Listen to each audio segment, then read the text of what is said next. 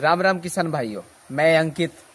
आज आपको मैं यहाँ इस सड़क से गुजर रहा था, आपको जो पीछे वाली सड़क दिख रही है, तो मुझे एक कुआं दिखा। मैं आपको कुएं में कुछ पहले दिखा देता हूँ और फिर मैं आपसे बात करने वाला हूँ। भाई साहब दिखा दीजिए थोड़ा। ये आपको एक हरी हरी घास दिख रही होगी और ये बहुत ही इम्पोर्टेंट घास है। इसका बड़े पैमाने पर खेती भी करी जा सकती है। आराम से दिखाइए, थोड़ा गहराई से जूम करिए, थोड़ा हाँ थोड़ा जूम करिए। ओके ओके ठीक है।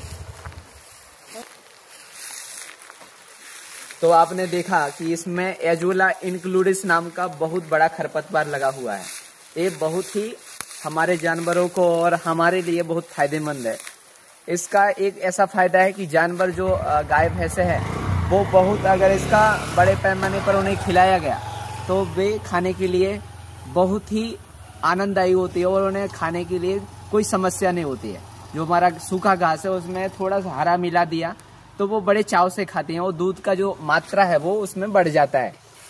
और दूसरा ये है कि इसकी जो बड़े पैमाने पर खेती करते हैं किसान, उसकी टेबलेट भी आपको मिलती होगी एजोला नाम से। तो एजोला की भी बहुत सारी वैरायटी होती है, जो आपको इसमें दिखाई गई वो बड़ी वैरायटी है। एजोला इंक्लूडिस में बहुत सारी वैरायटी इसकी आती है, तो एक वैरायटी ये भी है। और इसका जो यानी कि रख रखाव है या ठहरने का जो स्थान है वो आप बाढ़ प्रभावित क्षेत्र है जो, या जानवरों से चिपकते हुए, तो कहीं भी अगर एक गिरा और पानी के संपर्क में आया, जहां पानी जमता है, जहां पानी रुकता है, वहां पे 1 से 2, 2 से 3 ऐसा, जैसे सेल डेवलपमेंट जो होता है ना, सेल 1 से 2, 2 से 4, 6 से ऐसा फैलता जाता है, बनता जाता है। यानी कि इसका इंस्ट्रक्शन होता है, यानी फैलता है ये बहुत सारा, और ये 1 से 2, 2 से 3 ऐसा बनता जाता है। जैसा हम एटम में देखे, एक एटम से 2 एटम, 2 से 3, 4 से 6 ऐसा, 4 से 8, 8 से 12 ऐसे एटम बनते हैं।